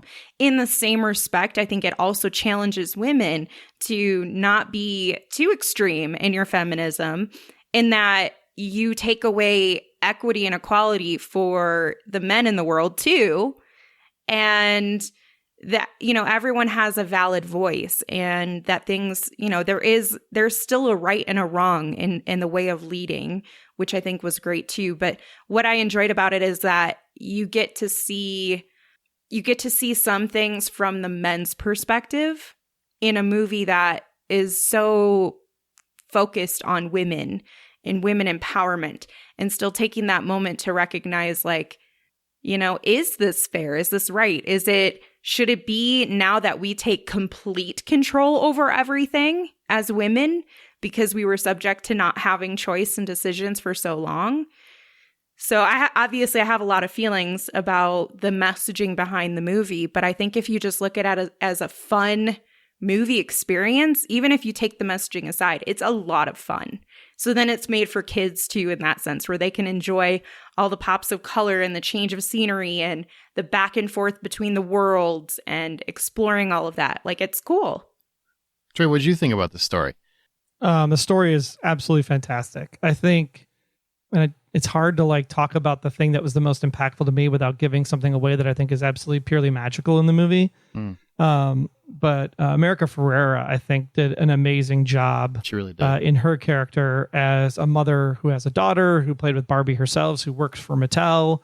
And the way she presents some of her, we'll call them rants, for lack of a better term, is just the exact thing that I think women deal with on a constant basis today. Not to cross promote, but there is a great website called fairplaylife.com. It's also a movie from Hello Sunshine. I think it's on Hulu. This book was written by Eve Rodsky, and I think it speaks to everything America Ferrera was talking about in her role in this, where women have to think about this and this and this and this. And it's not just men who go do option A, do option B, check off the list. They're thinking about all of the things that are ancillary around the things that have to get done, and how that's just exhausting for mothers, for people that want to be a working person and a mother and not have to choose between a career and being a mother. I'm not a female, so I can't speak to it exactly, but I highly recommend men and women alike go check out this Fair Play book. It's game changing and just deprograms a lot of what I think men don't even understand, which I think is what the story of Ken falls into, is that Ken doesn't understand like what he is without his person. Like he can't be a whole ass doll or human or whatever on his own, because it's always been Barbie and Ken. And I think sometimes men and husbands especially and dads especially fall into that. I try to be the working person, but I'm also the husband and the father. And I think both sides of the gender do get some play in this movie, which is great from Greta's perspective. I think what Greta did a really great job of in the movie, though, was playing Greta Gerwig, who wrote Greta Gerwig, was the director and writer. And she did a really great job, like bringing in groups of people that might want to find different things about the movie. So it kind of was a bummer that I didn't see the trailer, so I was super excited when I saw the opening. But apparently the opening was the trailer for the movie. But there's an homage to 2001: A Space Odyssey. There's an homage to The Matrix. That was great, the opening. I mean, the minute I started seeing those things happening in the movie, I spent the entire movie looking for those Easter eggs. And that just made the movie that much more enjoyable to get me to the points of the movie that Greta was trying to push, which is more of the philosophical and the points of view. I also like the similarities with the Lego movie and going into the real world. And it just so happened that Will Ferrell was also the one that was the CEO bad guy-ish of the film. I could have done without Will Ferrell's character, to be honest. I thought he was kind of a boob in this movie. But I love the whole Mattel concept and where it came from. But the real heart of the movie is the last moment you get before it goes into the actual final moment, and what that represents and what it's there. If you're a Barbie fan, you will completely understand. If you're not a Barbie fan, I highly recommend you go read up on it after the movie, because it also explains why the person that Amanda was talking about previously exists also. Greta did such a great job making sure that she was a fan of the property, the content, the company, and it just speaks volumes to how it presented on the screen. We were presented with two amazing people in film in our time with Greta and Nolan this weekend, and it was great watching both of them on the same day. I had a blast. And Greta Gerwig directed it. She did Little Women and Lady Bird, but she also wrote it with her partner Noah Baumbach. And she had a tough prospect with tying the toy land into the real world and bringing the company into it, and kind of having that flow. Troy kind of talked to it, but Amanda, did it flow for you? For the most part, I mean, it was a little strange for me to wrap my head around the dynamics of getting into a car and a jet ski and a boat and a bike. Bike. That actually reminded me of the travel in Elf, the movie Elf. I thought the same thing. Yeah. Yeah, it was really cute. I don't know if that was an honest homage to it or what, but I thought that was really sweet. But that part, just the logistics behind it, I feel like I was starting to get wrapped into, how plausible would this be? Did they work out the dynamics? Plausible. Right? But there was, because I was like, does the math check out in the way that they're promoting this to me? But then I got to a point where I was like, shut up. Like, just enjoy the movie. Stop thinking too much about it. Just take it for what it is. And I will say the only thing that I didn't enjoy is there are two musical sequences that I feel were mostly just a way to give a character screen time. That felt like it was completely unnecessary or needed. Maybe, but the Ken song, that was the 80s ballad, I'm all in. I was all in. It went on so long. I was like, another one? It was funny when it was on the radio, and then when they did the whole sequence with the guitars, it was like, this could have been about 20 minutes shorter. Troy, I swear to God, I'm going to start an hour and 45 minutes, and he's like, it's still too long. I'm going to send you dick punches in the mail every time you say something's 20 minutes too short. That's just my new thing. I thought the story was very, very clever. It was very interesting. Like the last act really, really kind of got me to a different level than I was expecting from the movie, because I thought it was very fun, but it had an underlying current, but then it really started hitting me hard. And I will tell you, there's a speech that's given, and I won't say anything more about that, but you'll know it when you hear it. There's a great monologue. And my theater was full, which I haven't seen in forever. I think probably since Top Gun Maverick was the last time I saw a full theater.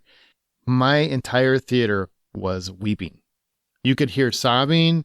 You could hear just tears coming from every aisle. I totally cried. And every seat. And I was impressed, man. I was just really, really moved because, I've seen these audience moments in Endgame, and I've seen audience moments in Spider-Man, all the stuff that appeals to me, right? So when there's these big fan moments, these big moments that hit you in the gut, it's because, I saw Toby again, or oh my God, not Tony Stark, those kinds of things. But I never really, I guess, think of it from a woman's perspective that we've had Transformers and we've had G.I. Joe. We've had all these movies and women haven't had Barbie. And then there's this massive monologue and this massive film speaking to multiple generations of women, and they all get it. And maybe I don't get it, but it made me get it. Does that make sense? I hope. Yeah, it does. Oh yeah, totally. It was a beautiful moment. And it was just like those moments with Spider-Man and with Endgame that were for me, but it wasn't my moment. It was their moment, and I just got to witness it, which I thought was just phenomenal. Like, I really thought it was a phenomenal moment to take part in. I absolutely loved seeing so many groups of girls, like friends that were going out together, families with like multi-generation of women going out together, boyfriends going with their girlfriends. I'll be honest, my theater lobby looked like it was just a bunch of Taylor Swift fans, including men. But there was like equal love. Like, even the people who didn't really want to be there were excited by the time the movie was over. And they were there to like support the women in their lives who really wanted to go and dress up and do, the whole 9 yards or whatever. And to me, that was really cool because I always see and this isn't to hate on anything like male centered or focused, because most of those properties I enjoy probably more than most female properties. But for women to have that opportunity where like we're going out and we're seeing a big movie, it's basically turned into a spectacle, and I'll participate and dress up with you in the same way that I think a lot of women have done to support their husbands or just like, whatever. But when it's something that means something to someone, to see those people go out and support their clan, I think is really sweet. Very much so. So performances, look, most of the characters in here are just Barbies or Kens. And they're kind of just doing little bits. Troy already talked about America Ferrera. I will echo that. I will co-sign on that. She was wonderful. Her and her daughter in the movie were just fantastic to watch. But the movie belongs to Ryan Gosling and Margot Robbie. And I don't know which one was better because they are wildly different performances. Like, wildly different. Ryan Gosling plays, I don't know what the hell Ken is, but I felt for Ken, and then I hated Ken, and then I love Ken, and then I want to be Ken. The Kenergy is real, is what I'm saying. What do you guys think? Who is your standout, Margot Robbie or Ryan Gosling? This is easy for me. It's Margot Robbie for me. Ryan Gosling, I think, did a really great job of supporting Margot Robbie's performance in the film. Mm-hmm. But I think that because that was the way that he was written, Ken is literally, for about 97% of the movie, he is there to supplement Barbie in some capacity. That's the whole problem that he has, is that he is there as a means.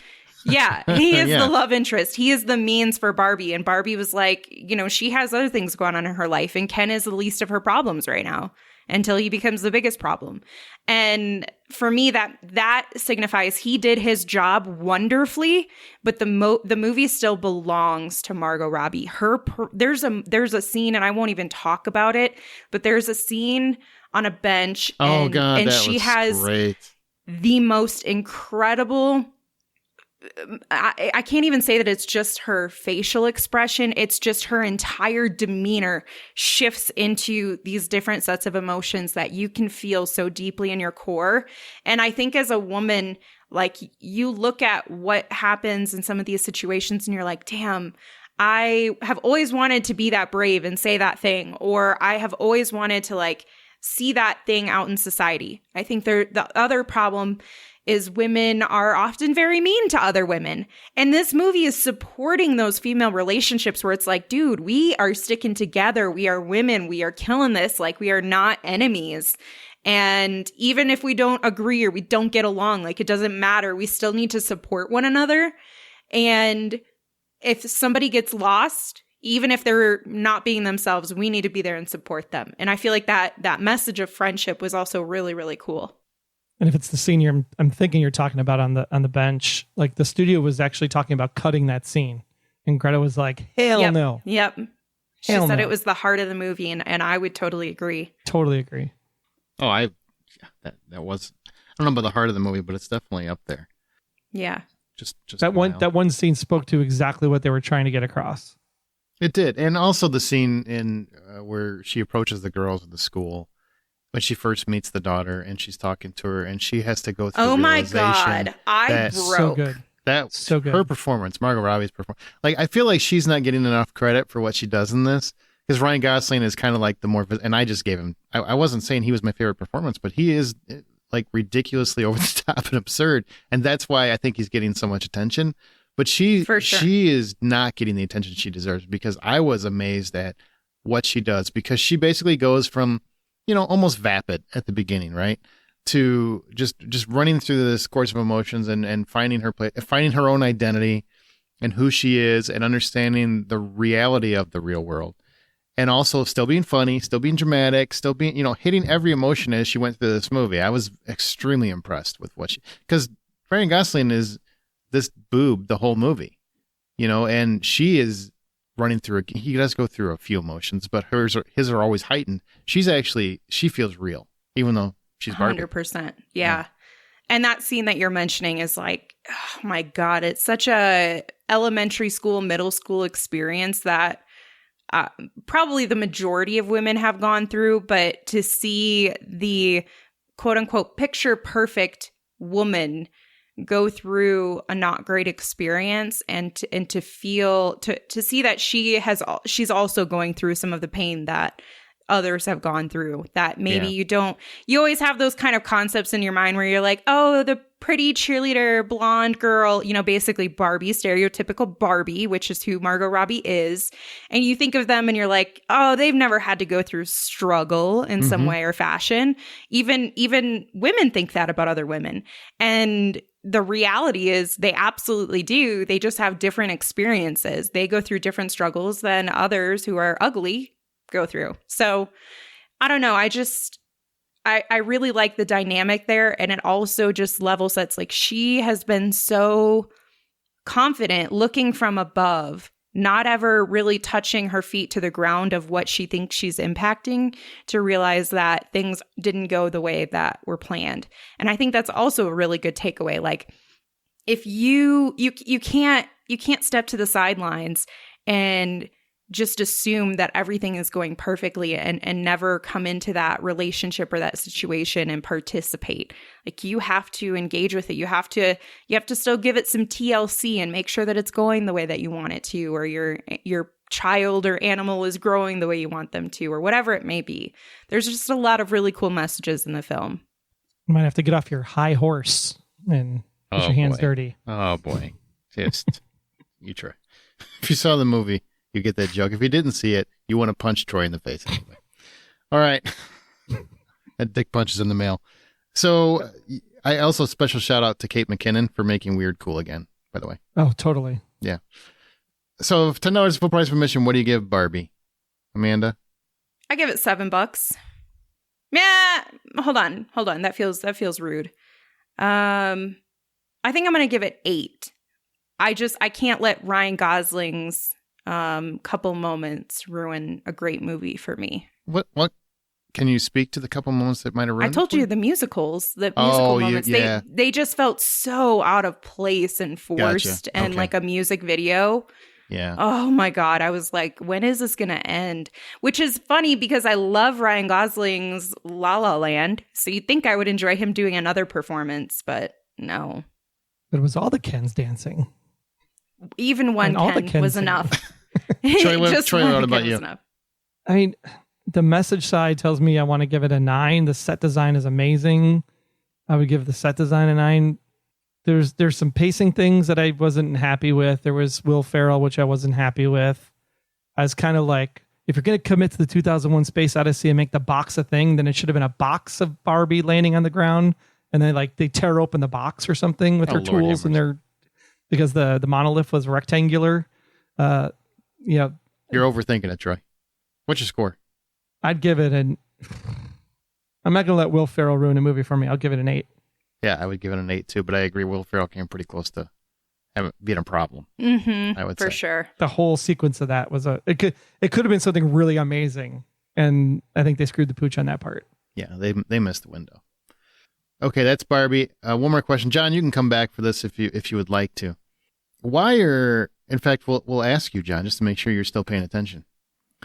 Why are so many men spending so much time trying to shit all over this movie? I mean, Ben Shapiro, it's Ben Shapiro, but he went and burned Barbies in a trash can as a stunt, which makes him sound like the biggest, whiniest man baby in the history of mankind. But why are guys wanting to shit all over this? Is it because they feel threatened because women have a movie that's empowering? Is that why? Of course. I mean, it's the only reason why. There's no real good reason for guys to be wanting to shit on a movie. It's childish, it's insensitive, it's any of those, or shit on a movie specifically because it's catering to women. It's really just a childish impulse that that they're going through. I don't get it. I don't understand it. If I had a good reason, I'd go see Barbie, but I don't have a good reason to go see Barbie. We just gave you 20 minutes worth of good reasons, I was going to say. I wasn't listening. Wow. Okay. The only reason men shouldn't like this is if they're about to have a daughter and they want to paint their nursery pink and they couldn't find any pink paint because Greta Gerwig used all of it. That's the only reason men should be upset. Right. There's no reason why any sort of men should be upset about any of this. It's just childish for the guys to be like, oh, I don't want to do this. Okay. The thing that we should talk about, though, since you brought up Ben Shapiro, I thought this was fascinating.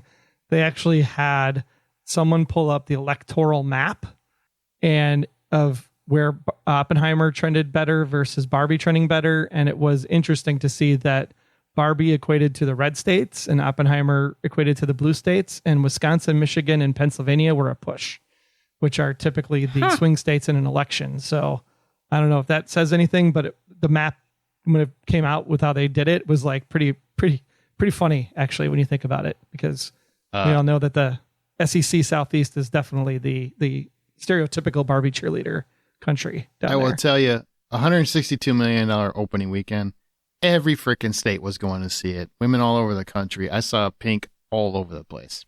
Everybody was wearing pink. So it's a massive hit. Women, men, a lot of people are loving it across the board. Yeah, everybody is. Yeah. The map was a comparison of Oppenheimer to Barbie for the Barbie. I understand. It's a fun movie. I'm curious to see where it lands when all the box office is settled, but I'm glad it was such a massive success, and that's going to do it for this episode. So remember that the next time you head down to a theater or stream comfortably on your couch, but mostly you go to a theater because theaters are kicking ass right now. Buy popcorn. And that's where the actors make money. True. Buy popcorn.